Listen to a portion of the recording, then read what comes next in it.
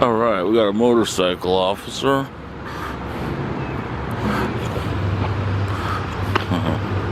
And it looks like a photo radar van guy over there.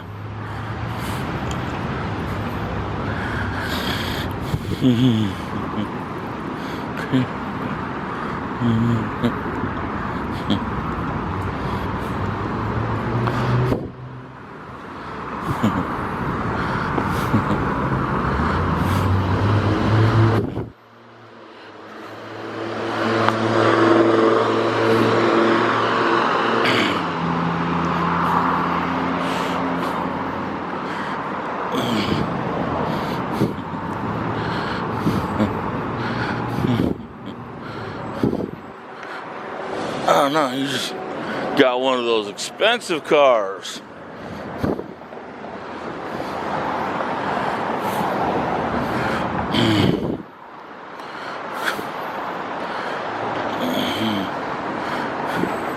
How you doing today? All right, got yourself one of the expensive cars, huh? Actually, not. No?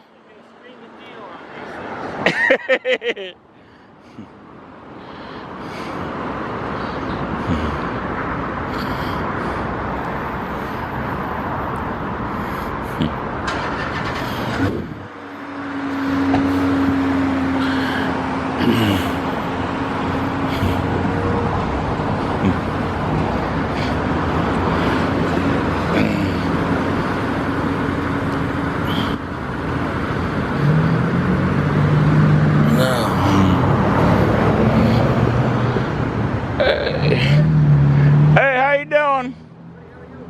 Oh, pretty good.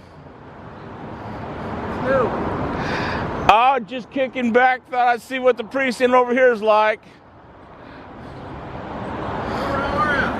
All right, how you doing? What are you doing here? Just doing a First Amendment audit on the precinct. How you doing? Traffic ticket, Dan? No. Hey, what I was hoping to either catch you or Cribs. You got my cell phone. I know. Never had a problem before. I know. What I want to do was ask you guys, because I noticed in the middle of the night, like 2 o'clock in the morning, sometimes they'll call, is there a traffic officer? And they'll say, no, there's not. None available. Yes. Have they decided that certain shifts that you guys are not to work? You know, we're just lacking staffing, Robert. I mean, we're getting hammered. We're sending guys back to the precinct end of October again. I mean, it's disheartening because the needs are there. Right. It just is. And you know my heart. Yeah, I know. Traffic safety. This just doesn't stop. I mean, I got a stack full on my desk of cases from this week, and we're putting together to get down to the district attorney's office today by 10 o'clock. And there's just not enough resources to address the need. I mean, there just isn't. You look at the amount of officers we had here 20, 25 years ago. Yeah. You look at the stats we have today compared to then. We have more crashes, more serious injury crashes than we did then. Right. You know, the Deweys, they're just as high, if not higher, especially with marijuana in the Yeah. 18 months. They've increased substantially. Yeah, because I've seen over at the precincts, I see them, the officers just file out, but over here they just trickle out. Yeah. We don't have that many guys in traffic, Robert. It's been up to 2 o'clock in the morning. It'd be hard to find us. Traffic should be when traffic is out. So we have probably not a lot of traffic out after 2 a.m. So we try to spread our resources out. So you're not going to see that many people over here. We're a pretty small operation. Yeah. We have 3 traffic officers this morning at roll call. Oh man. I mean, you go look at a precinct, and if you listen, I know you're listening to the nets. Yeah. But I mean, literally, it's off the hook, and I'm not just saying that. It's just now your precinct guys are dealing with stuff that officers, frankly, you know, it puts a lot on their lap. Mm-hmm. Or if you have a traffic officer who is used to the routine in the system, they can punch those out. You know, whether it's a Dewey or injury crash, the investigation, determine speeds and pull cord on the road and all that kind of stuff. Precinct guys, it's going to take 2 or 3 times more of it.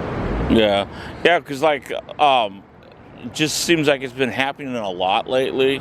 That like 2:30 in the morning, they're saying, well, I need a traffic officer. Well, there's no traffic officer available. Well, they got a DUI suspect on the side of the road. and You can't be everywhere, Robert. I know. So how do you think, and you've seen the systems in which Yeah. they work, what do you think the result is for that? I think they ought to pull some of the officers from the precincts and put them in traffic, so you guys got a 24-hour rotation. Do you have a voice, by the way? And here on the other end, you think that would hear you? I got a few people that would hear me. But I can definitely talk around and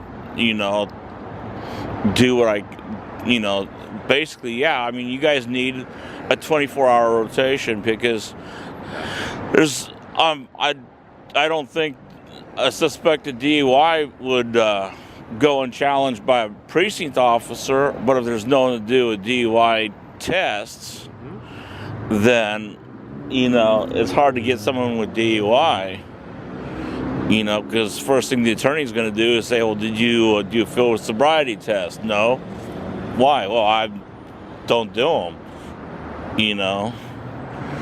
So, and I'm concerned because I don't know if you guys realize it or not, DUIs cause a lot of traffic fatalities every year. We are very aware of that. Robert, we love to invite the public to come out with us when we have to make notifications. We are very So they aware see of the that. other side of how that impacts those families. Yeah. Innocent people, all walks of life, every socioeconomic, every ethnic group. And it takes all captive. It doesn't differentiate. So, yeah, I mean, you're pulling on heartstrings. You know I work here. Yeah, I know. Why don't you call me? Because I actually went over to pick up Keith, and Keith goes, well, I don't get up before 8. So I'm like, well, I'll come over here. Yeah, I'm buried this morning. Yeah. Getting case envelopes and stuff ready for the DA's office. And then tomorrow I got meetings. But, yeah, if you got time, maybe. You want to take a really cool picture? Huh? You should have seen the St. John's Bridge at about 6 o'clock this morning.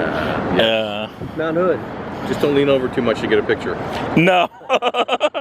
But yeah, I came over to see I'm gonna what. go back into work. All right. You guys I do wanted to come over and see what it was like during roll call when you guys are coming out. We had three guys this morning, and recording. Yeah. I'm guessing, yeah. So 3 guys this morning on roll call. A lot of guys are being tapped out to go cover the precincts for backfill. And it's kind of like, I mean, when the bleeding is there, where do you apply immediate care and immediate need? And it's frankly what's going to be life altering. As far as an organization, where that stems from, you got to send the guys back to the precinct from the special units. It's just the plight of where we're at right now with policing, and it's terrible. I mean, it's hard because we each have a heart to provide service for the public, truly. Right. But when you're being strapped and you're being buried and calls are holding for 3, 4, 5 hours, and then you show up at the door and somebody's either not there or else they're perturbed because why did it take my police officer 5 hours to get to my, well, it's because there was other calls that were precedent we had to respond to, and we just don't have staffing. And that's tough because there's not anyone out here that doesn't want to provide that service. Yeah. And it's just tough. You think Cribbs would okay me going on a ride along with you? I don't know if he would, because kind of like we were talking about before. Yeah. Kind of because of, without getting into that. Right. Okay. And that's not. That's just more. Does that make sense? Yeah. That's above me and beyond me. Okay. But you know what? If you got time. Yeah. Because I definitely want to go out on one of these notifications with you. I don't know if we could bring somebody from the public, honestly. Oh, okay. Somebody would say, "Why are you bringing somebody from the public into my privacy of my home?" Right.